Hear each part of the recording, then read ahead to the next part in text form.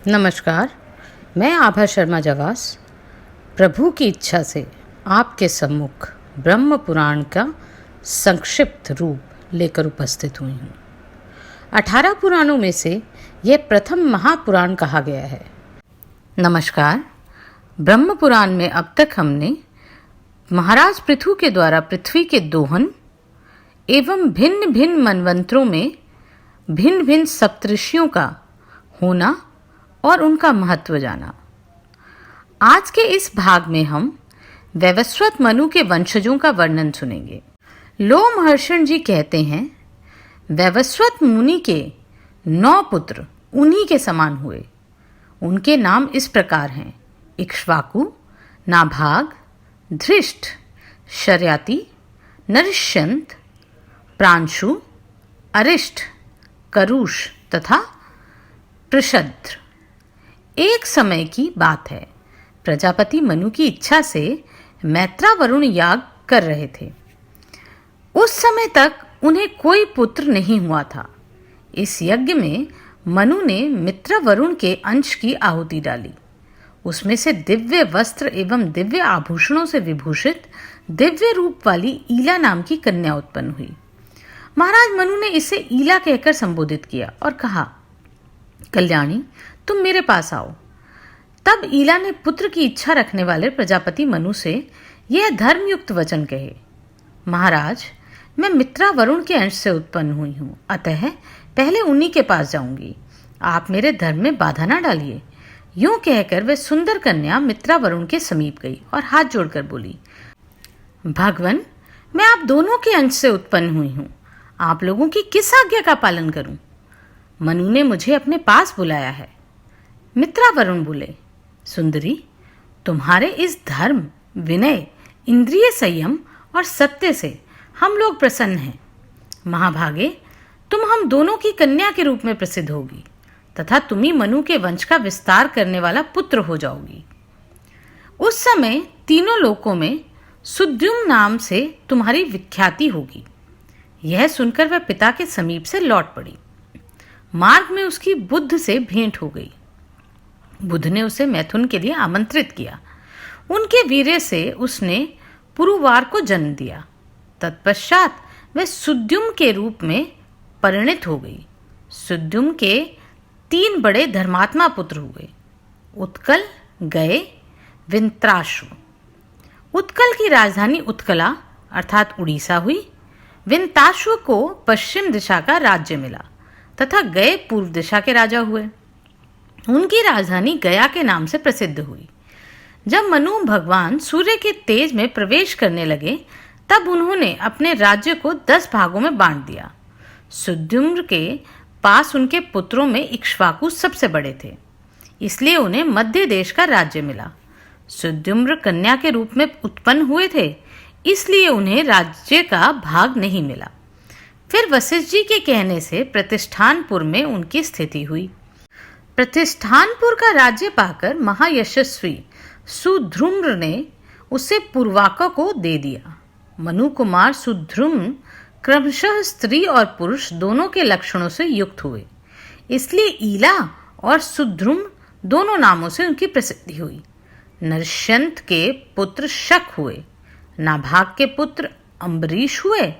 धृष्ट से धृतराष्ट्रक नाम वाले क्षत्रियों की उत्पत्ति हुई, जो युद्ध में उन्नत होकर लड़ते थे।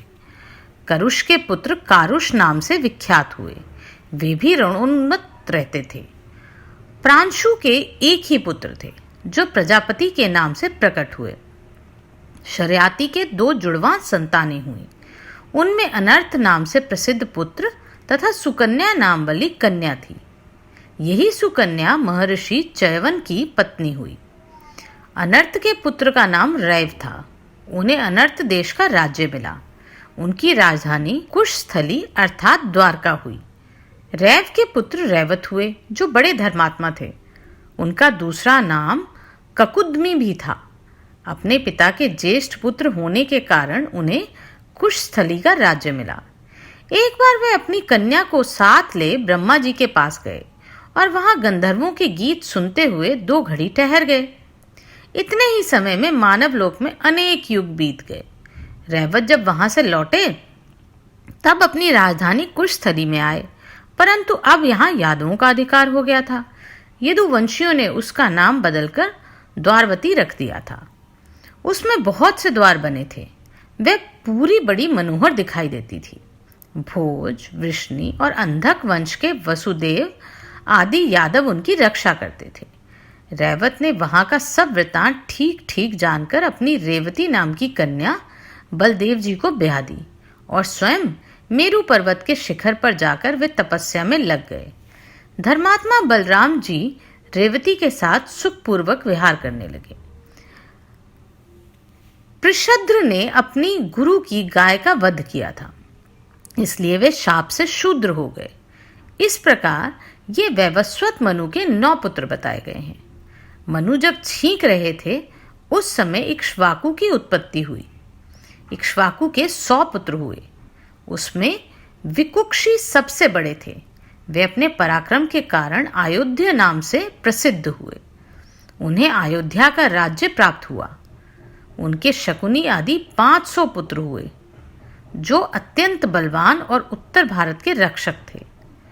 उनमें से वशाति आदि 58 राजपुत्र दक्षिण दिशा के पालक हुए। विकुक्षी का दूसरा नाम शशाद था। इक्ष्वाकु के मरने पर वे ही राजा हुए। शशाद के पुत्र ककुत्स्थ, ककुत्स्थ के अनेना, अनेना के पृथु, पृथु के विष्टराक्ष्व, वृष्टराक्ष्व के आद्र, आद्र के युवनाश्व, युवनाश्व के पुत्र श्रावस्थ हुए। उन्होंने ही श्रावस्तपुरी बसाई थी। श्रावसत के पुत्र बृहद्वश्व और उनके पुत्र कुवलाक्ष हुए। ये बड़े धर्मात्मा राजा थे। इन्होंने धुंधु नामक दैत्य का वध करने के कारण धुंधुमार नाम से भी प्रसिद्धि प्राप्त की थी।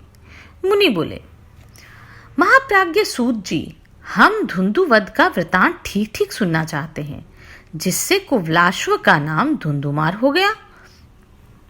लोमर्षण जी ने कहा, कुवलाश्व के 100 पुत्र थे। वे सभी अच्छे धनुर्धर, विद्याओं में प्रवीण, बलवान और दुर्धर्ष थे। सबकी धर्म में निष्ठा थी। सभी यज्ञकर्ता तथा प्रचुर दक्षिणा देने वाले थे। राजा बृहदश्व ने कुवलाश्व को राजपद पर अभिषिक्त किया और स्वयं वन में तपस्या करने के लिए जाने लगे। उन्हें जाते देख ब्रह्मर्षि उत्तंक ने रोका और इस प्रकार कहा, राजन, आपका कर्तव्य है प्रजा की रक्षा, अतः वही कीजिए। मेरे आश्रम के समीप मधु नामक राक्षस का पुत्र महान असुर धुंधु रहता है। वह संपूर्ण लोगों का संहार करने के लिए कठोर तपस्या करता और बालू के भीतर सोता है। वर्ष भर में एक बार वह बड़े जोर से सांस छोड़ता है। उस समय वहां की पृथ्वी डोलने लगती है। उसके श्वास की हवा से बड़े जोर की धूल उड़ती है और सूर्य का मार्ग ढक लेती है।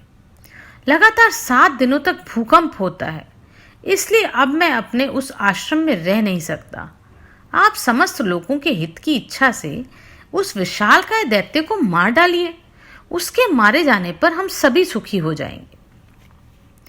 बृहदर्षि बोले, भगवान, मैंने तो अब अस्त्र शस्त्रों का त्याग कर दिया।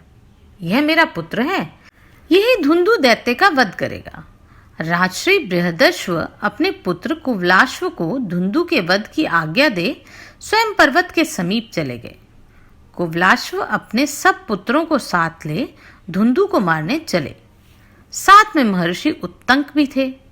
उत्तंक के अनुरोध से संपूर्ण लोगों का हित करने के लिए साक्षात भगवान विष्णु ने कुवलाश्व के शरीर में अपना तेज प्रविष्ट किया।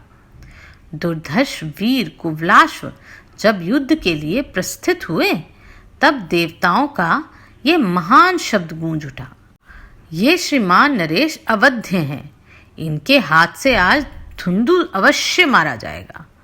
पुत्रों के साथ वहां जाकर वीरवर कुवलाश्व ने समुद्र को खुदवाया।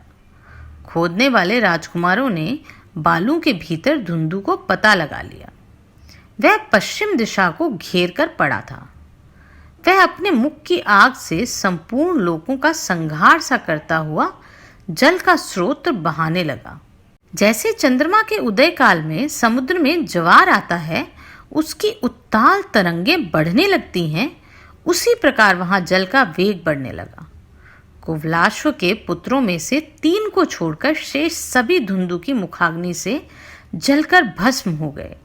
तदनंतर महातेजस्वी राजा कुवलाश्व ने उस महाबली धुंधु पर आक्रमण किया। वे योगी थे, इसलिए उन्होंने योग शक्ति के द्वारा वेग से प्रवाहित होने वाली जल को पी लिया और आग को भी बुझा दिया। फिर बलपूर्वक उस महाकाय जलचर राक्षस को मारकर महर्षि उत्तंग का दर्शन किया।